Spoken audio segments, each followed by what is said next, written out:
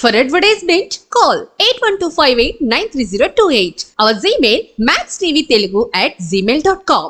Hi hello welcome to max TV. నేను మీ anchor Sai. AgriGold భూముల వ్యవహారాల్లో ఆరోపణలు ఎదుర్కొంటున్న వైసీపీ నేత మాజీ మంత్రి రమేష్ ఇంట్లో తాజాగా ఏసీపీ అధికారులు సోదాలు చేపట్టారు. 15 మంది అధికారులతో కూడుకున్న ఏసీపీ బృందం ఎన్టీఆర్ జిల్లా ఇబ్రహీంపట్నంలోని జోగి రమేష్ నివాసానికి చేరుకొని తనిఖీలు జరిపారు. ఇంట్లో ఉన్న రికార్డులు మరియు డాక్యుమెంట్లను స్వాధీనం చేసుకున్నారు. తర్వాత ఈ కేసులో కీలకంగా భావిస్తున్న జోగి రమేష్ కుమారుడు జోగి రాజీవ్ను అదుపులోకి తీసుకున్నారు. సిఐడి జప్తులో ఉన్న భూములను కొనుగోలు చేసి విక్రయించినట్టు జోగి రమేష్ పై ఆరోపణలు రావడంతో ఈ సోదాలను ప్రభుత్వ కక్షపూరిత చర్చగా జోగి రావణ్ అభివర్ణించాడు. నా తండ్రిపై ఉన్న కక్షతోనే నన్ను అరెస్టు చేశారని, మేము కూడా ఇతరులాగానే భూములు కొన్నాము కదా, దీంట్లో తప్పేముందని తెలిపాడు. కూటమి ప్రభుత్వం కక్ష సాధింపు చర్యలు చేపట్టాయని ఆరోపించాడు. ఈ కేసును చట్టపరంగా ఎదుర్కొంటామని రాజు తెలిపాడు. ఈ కేసు గురించి ఏసీపీ అధికారులు ఈ సోదాలను నిర్వహించారు.